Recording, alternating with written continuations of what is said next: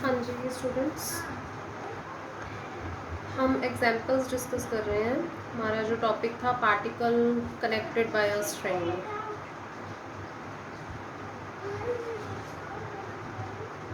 ठीक है, तो हमने इससे पहले डिस्कस किया था कि जब पार्टिकल स्ट्रिंग से कनेक्टेड होता है तो उसमें क्या होता है, दो particles, basically two particles connected by a string आपका टॉपिक था।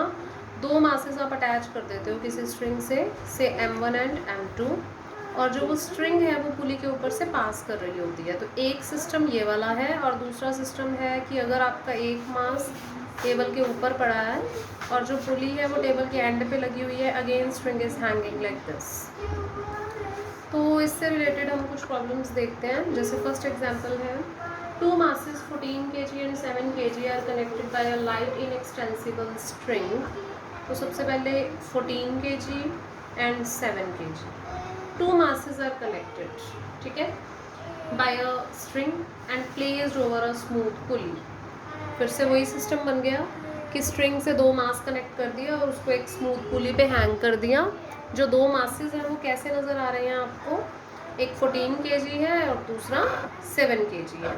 तो इतना तो हमें पता है कि इस तरह का जो सिस्टम बना था, इस सिस्टम की जो एक्सेलरेशन थी वो क्या होती थी, m1 minus M2 upon M1 plus M2, right, into g, ऐसा ही था।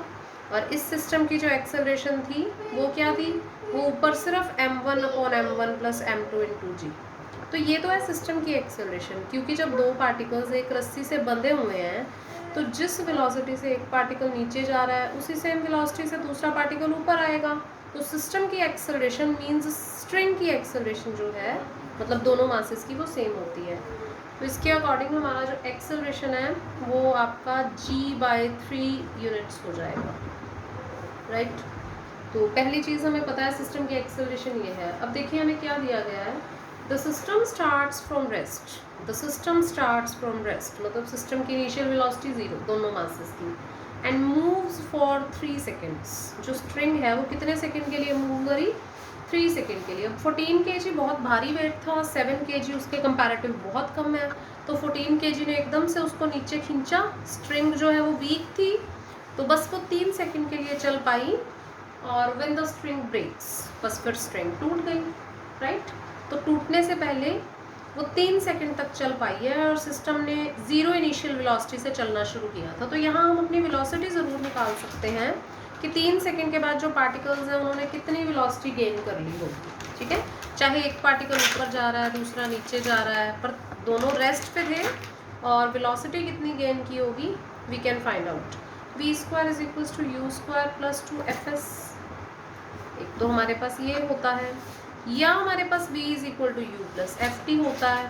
अब s तो हमारे पास है नहीं है, तो पहले तो हम टाइम ही निकाल सकते हैं ना, क्योंकि f हमारे पास है, हमने f निकाल दिया है। पहले हम टाइम निकालते हैं।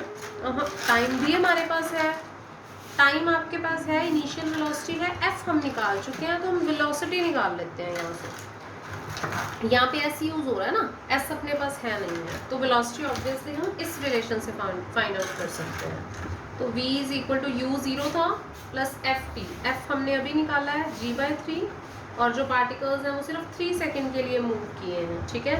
तो जो वेलोसिटी है इस वक्त पार्टिकल्स की, देखो ना, जो 14 kg वाला वेट है वो नीचे की तरफ जा रहा होगा, और 7 kg वाला ऑफ कोर्स ऊपर की तरफ जा रहा होगा इस तरह से, ठीक है। तो इसकी नीचे की डायरेक्शन में ये वेलोसिटी है g मीटर पर सेकेंड, ये वेलोसिटी निकली है आपकी, ठीक है। तो दोनों मासेस जो हैं उनकी वेलोसिटी कितनी निकली है, 10 1। अब हमें बोला क्या गया है, find after what further interval of time the smaller mass comes to its original position। हाँ जी, तो क्या सिचुएशन है, 14 kg नीचे की तरफ चला जा रहा है, तो 7 kg ऊपर की तरफ चला जा रहा होगा। अब इस ड्यूरेशन में जो 3 सेकेंड तक का मोशन हुआ, उसमें जितना ये नीचे आया होगा उतना ही ये ऊपर गया होगा। हमें नहीं पता कि कितना डिस्टेंस इसने ऊपर की डायरेक्शन में ट्रैवल किया है, जितना भी किया है हम उसको कुछ भी h सपोज कर लेते हैं, ठीक है। जब रस्सी टूट गई तो इनका आपस में कोई कनेक्शन नहीं रहा। अब रस्सी से बंधा हुआ था तो ये ऊपर जा रहा था, क्योंकि ये 14 kg इसको ऊपर की तरफ खींच रहा था, ये खुद नीचे जा रहा था। अब जब रस्सी टूट गई तो क्या होगा, ये बॉल ऊपर जाते जाते एकदम से रस्सी टूट गई तो क्या होगा, बॉल फ्रीली फॉल करेगी नीचे। तो अगर वो यहाँ पहुँच चुका है, h डिस्टेंस ऊपर ट्रेवल कर चुका है और रस्सी बिल्कुल टूट गई है एकदम से, तो रस्सी के टूटते ही ये फ्रीली वापस अपनी डायरेक्शन में नीचे की तरफ मूव करने लग जाएगा। किस एक्सेलरेशन से? अब हमें सिस्टम की एक्सेलरेशन की जरूरत नहीं है। जब पार्टिकल फ्रीली फॉल कर रहा है नीचे तो वो एक्सेलरेशन ड्यू टू ग्रेविटी से नीचे आएगा ना। तो अब जो हमें निकालना है वो क्या है, कितने टाइम में जो छोटा पार्टिकल है वो वापस अपनी पोजीशन पे आ चुका होगा। इसका मतलब है पहले अगर उसने h ऊपर की तरफ जाते हुए कवर किया, अब वो नीचे आते हुए h डिस्टेंस कवर करे। डिस्टेंस कितना कवर करे, h। किस वेलोसिटी से वो नीचे की तरफ आएगा, पहले वो g वेलोसिटी से ऊपर की तरफ जा रहा है ना। 3 सेकंड में उसने कितनी वेलोसिटी अटेन की है, g। अब अगर वो नीचे आएगा मतलब डायरेक्शन उलट हो गई ना, तो हम वेलोसिटी को इस बार -g लेंगे। बचेगी ना, सबकी अपनी अपनी कंसिडरेशंस होती हैं। जैसे बुक्स वाले कई बार जो मोशन चल रहा होता है उसको पॉजिटिव ले लेते हैं, जैसे ऊपर वाले मोशन को पॉजिटिव लेंगे तो ये नीचे वाले को नेगेटिव लेने लग जाएंगे, ठीक है। बट हम क्या कहते हैं, हम वेलोसिटी की डायरेक्शन को पॉजिटिव नेगेटिव कर लेते हैं। जैसे पहले पार्टिकल ऊपर जा रहा है v वेलोसिटी से, तो अब उसकी डायरेक्शन उल्टी हो गई तो हम बोल देते होते हैं कि अब वो -v डायरेक्शन से नीचे आ जाएगा, ठीक है। तो क्लास में भी ये चीज़ शायद डिस्कस हुई होगी आपकी। चाहे तो आप लोग h और f दोनों को नेगेटिव लेके v पॉजिटिव रख लो, चाहे आप सिंपली v नेगेटिव ले लो, h f पॉजिटिव रख लो, कोई फ़र्क नहीं होगा। मैं डायरेक्ट कराती हूँ बच्चों को।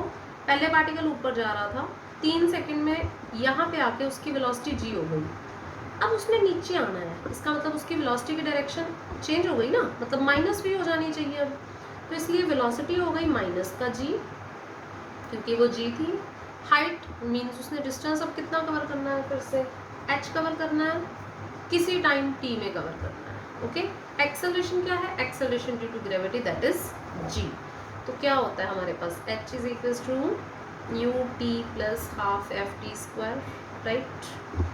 अब हमारी जो वेलोसिटी है, जिस वेलोसिटी से वो पार्टिकल अब नीचे को आना शुरू करेगा, वो है -g हमारे अकॉर्डिंग, और half acceleration due to gravity g, this will be t², this will be h।